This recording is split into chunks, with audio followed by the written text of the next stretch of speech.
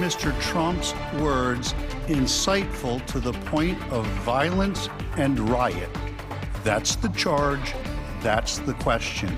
And the answer is no. The defense rests its case. In less than 3 hours of arguments, the legal team for former President Trump said there is no evidence he incited last month's deadly riot. Thank you for joining us tonight here on News Nation. I'm Marnie Hughes. And I'm Rob Nelson. That is our top story tonight. After 2 days of testimony from House prosecutors, lawyers for Donald Trump calling the case against him a witch hunt during a trial that is expected to end with an acquittal as soon as tomorrow. News Nation correspondent Joe Khalil live in D.C. tonight with more on this story. Joe. Yeah, Robin, the former president's defense team was quick with their arguments, not nearly as long as the impeachment managers took here, just a couple of hours. But, in their defense, they went really heavy on the idea that the entire impeachment trial was, in their words, a political attack against the former president. They equated some words that Democrats had used in the past and tried to compare them to the speech that the president gave on January 6th. They also made this a First Amendment issue, saying that the president's speech is protected.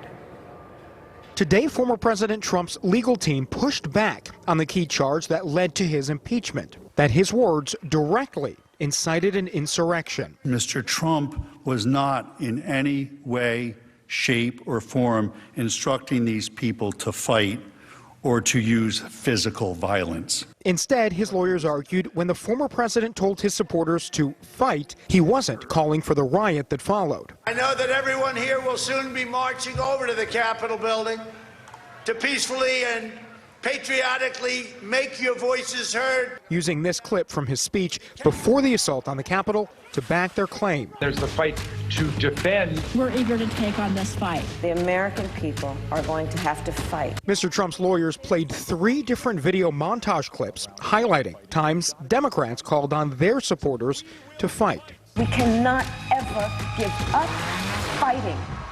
The defense also highlighted past examples of Democrats challenging election results. I object because people are horrified. Arguing the impeachment trial was a politically driven double standard. Not only is this impeachment case preposterously wrong on the facts, it is also plainly unconstitutional. Their goal is to eliminate a political opponent, to substitute their judgment for the will of the voters. The former president's defense team notably did not address his tweets and speeches about the election being stolen in the weeks leading up to January 6th. That, say Democrats like Hawaii's Mazie Hirono, ignores the obvious. He had to have known that there would be violence, they were prepared for violence, and he just lit the match. Convicting Mr. Trump will likely require 17 Republican votes. Without objection, we are adjourned until 10 o'clock tomorrow.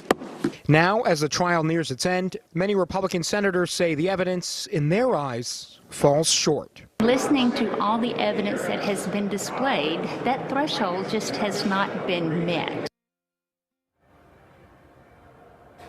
Joe, there has been some reporting that top Republican Mitch McConnell has not made up his mind yet. Can you shed some light on that?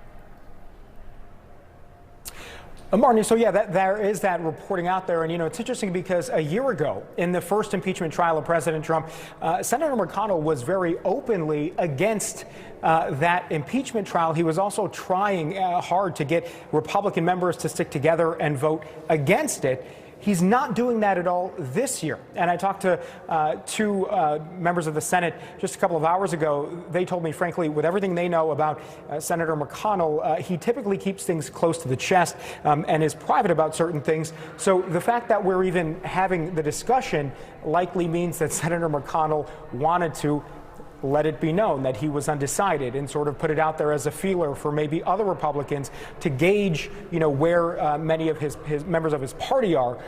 So we're going to see. That certainly doesn't mean that he has made a decision one way or another. Some Democrat senators think it's unlikely that he would vote to convict, but we're going to have to see as we get votes coming in at the end of the day tomorrow. Well, critical when the Republicans need 17 votes to really get that 2/3 majority for conviction. Yeah. Joe Khalil in Washington, D.C. tonight. Joe, thank you. Joining us now to break down the past week is constitutional law expert Paul Lisnick. Paul, thanks so much for talking to us. You know, I have to think that people live very busy lives. They did not sit at home all day today watching this impeachment trial. So I think one point that really stood out that folks may have missed was the question that was posed by two Republican senators, Susan Collins of Maine, Lisa Murkowski of Alaska. They asked Trump's lawyers to lay out in detail what the former president did to stop the insurrection once the rioters attacked the Capitol. Why is that an important legal question at this point in this trial?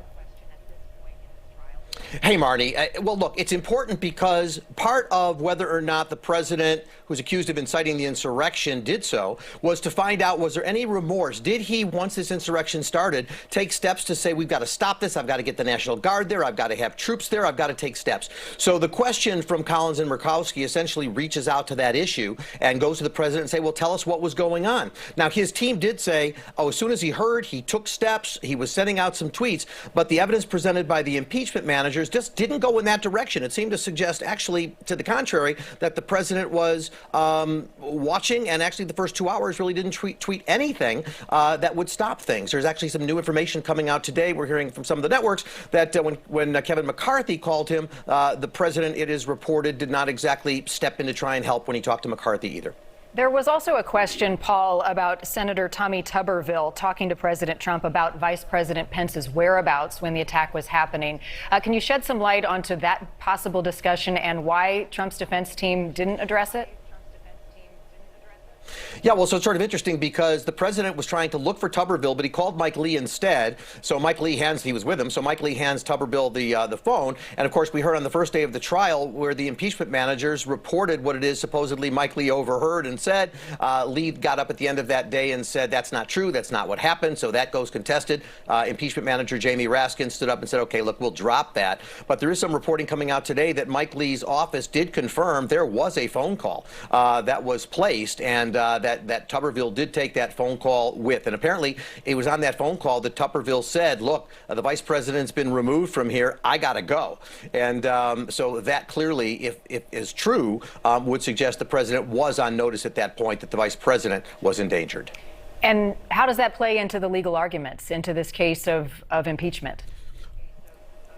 Well, because what the tweet that came from the president shortly after that moment in time, when you just look at the timeline, was basically saying Mike Pence didn't come through and didn't have the courage to do what he needed to do. So if the argument is, if the president heard that his vice president was in trouble, and rather than tweeting, this has to stop, we've got to do something about it, instead tweets that Mike Pence didn't come through, it would suggest on behalf of the impeachment managers, the president was more concerned about stopping the count than he was about protecting those people, including his own vice president, who were in danger at the time. That's the argument, and it seems that at least the defense managers kind of sidestepped that point today. There will be closing arguments. We may hear some more time spent on that piece then. Yeah, big picture here, Paul. The senators did take an oath to be fair and impartial.